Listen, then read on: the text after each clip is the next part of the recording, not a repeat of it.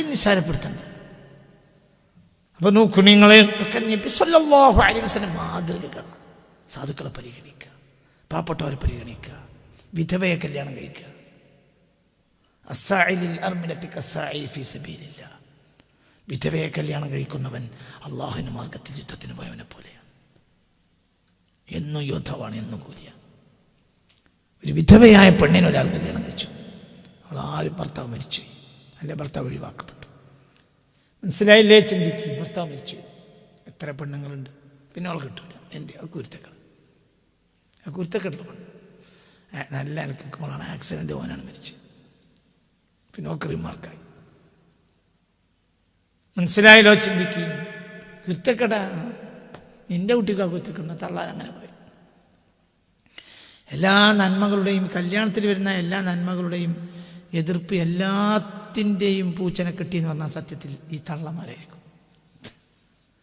പുല്ലൂട്ടിയിൽ പൂച്ചനെ കെട്ടിയതുപോലെയാണ്, നായിനെ കെട്ടിയതുപോലെയാണ് ചില തള്ളമാർ.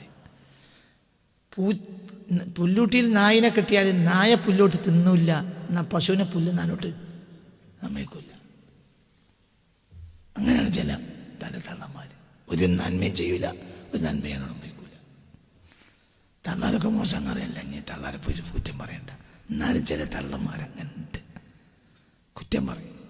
ഒരു സാധുവായ പെൺകുട്ടിന് ഒരാൾ കല്യാണം കഴിക്കുകയാണെങ്കിൽ സമ്മതിക്കൂല. ഒരു പാവപ്പെട്ട ഒരു പെണ്ണിനെ, അതും ആർമിയിൽപ്പെട്ടെന്ന് പറഞ്ഞാൽ എന്താ ഹബീബ നബി അവിടെ പറഞ്ഞത്? അള്ളാഹിന്റെ മാർഗത്തിൽ യുദ്ധത്തിന് പോയ പെണ്ണാണ്. ഒരു വിധവയായ പെണ്ണിനെ ഒരാൾ കല്യാണം കഴിച്ചാൽ കസ്സാഇ ഫീ സബീലില്ലാഹ്, അള്ളാഹുവിന്റെ മാർഗത്തിൽ യുദ്ധത്തിന് പോയവനെ പോലെയാണ്.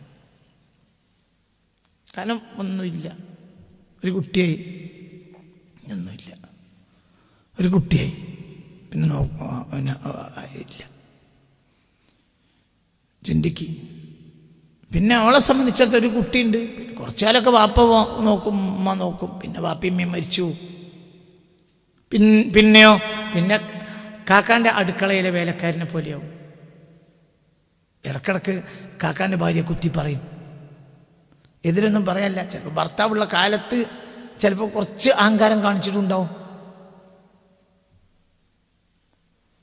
വാപ്പ മരിച്ചപ്പോൾ സ്വത്ത് കിട്ടാൻ വേണ്ടിയിട്ട് ഭർത്താവിൻ്റെ കൂടെ നിന്നിട്ട് പൊരുതിയിട്ടുണ്ടാവും. സ്വത്തൊക്കെ കിട്ടി, ആ സ്വത്തം വിറ്റും ചെയ്തു, അത് കളഞ്ഞു. പിന്നെ ഓൻ മരിച്ചു, പിന്നെ ഭർത്താവിൻ്റെ വീട്ടുകാരെ ഒന്നും കൊടുത്തുമില്ല. പിന്നെ ഇവിടെ അറ്റുകുത്തിയാൽ മരിച്ചന്നെ വീണു. പിന്നെ നേരം ദിവസം ഇടക്കിടക്കൊന്ന് കുത്തും. ഒക്കെ നമ്മളെ പിന്നെ ആങ്ങളാരെയൊക്കെ മാപ്പിളാരുണ്ടായെന്ന് എഴുതി എപ്പോഴും ചവിട്ടരുത് എന്ന് പറയും. അതിൻ്റെ മയനെന്താ? 10 സെൻറ്റ് അങ്ങനെ ബെരച്ച് വാങ്ങിയ ഞങ്ങൾക്ക് അന്ന് തന്നെ അറിയിച്ച് ഇവിടെ വരുന്നു, അതല്ലേ അതിൻ്റെ അർത്ഥം? ആ കുടിക്കണ കഞ്ഞിക്ക് വില ഉണ്ടോ? അപ്പോഴൊരാൾ ഓളെ കല്യാണം കഴിച്ചാൽ ആ പെണ്ണിൻ്റെ മനസ്സിൻ്റെ സന്തോഷത്രേ. ആ സന്തോഷത്തിനാണ് അല്ലാഹു എന്തെഴുതി കൊടുക്കുന്നത്? സദാസമയവും ഷഹീദിൻ്റെ കൂലിയ കൊടുക്കുന്നത്. ആരാണ് തയ്യാറുള്ളത്? ആരാണ് ഇത് തയ്യാറുള്ളത്? അസ്സാഇലിൽ അർമിലത്തി കസ്സാഇ ഫീ സബീലില്ലാഹ്. ഇങ്ങനെ പറഞ്ഞൊരു വാക്കെന്താ? 5 വക്ത് നിസ്കരിക്കാൻ പള്ളിയൊക്കെ ജമാഅത്ത്